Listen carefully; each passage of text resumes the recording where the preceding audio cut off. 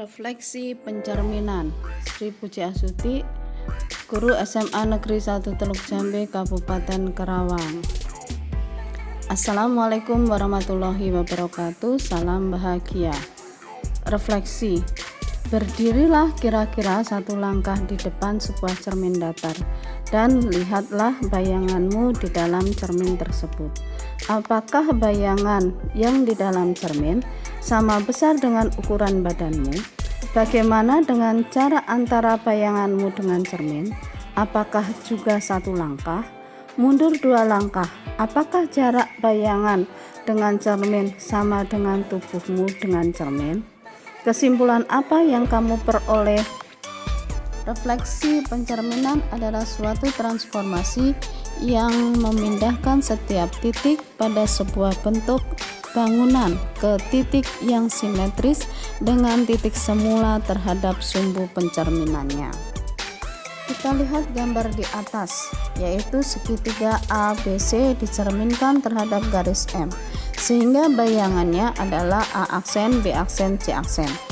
Pada gambar tersebut, jarak B ke sumbu cermin sama dengan jarak B aksen ke sumbu cerminnya. Jarak A aksen ke garis M sama dengan A aksen ke garis M. Titik C dan C aksen berimpit. Titik C tidak mengalami perpindahan, sehingga titik itu disebut titik invarian atau titik tetap. Secara umum, untuk menentukan bayangan sebuah titik oleh sebuah sumbu pencerminan adalah sebagai berikut. A. Buatlah garis tegak lurus pada sumbu cermin dari titik tersebut. B. Tentukan jarak antara titik itu dengan sumbu cermin untuk menentukan bayangan titik itu.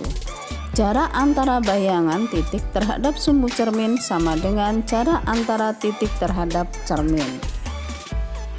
Misalkan titik P aksen, koordinatnya X aksen, Y aksen, adalah bayangan titik P dengan koordinat X, Y dicerminkan terhadap sumbu Y seperti pada gambar di atas.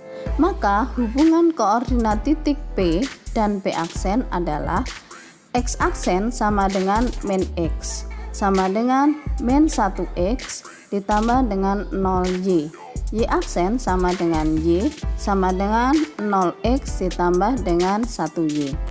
Hubungan titik P aksen yang koordinatnya X aksen, Y aksen adalah bayangannya, yaitu P aksen yang sama dengan X aksen, Y aksen oleh pencerminan terhadap sumbu Y dapat ditulis dalam bentuk matriks seperti.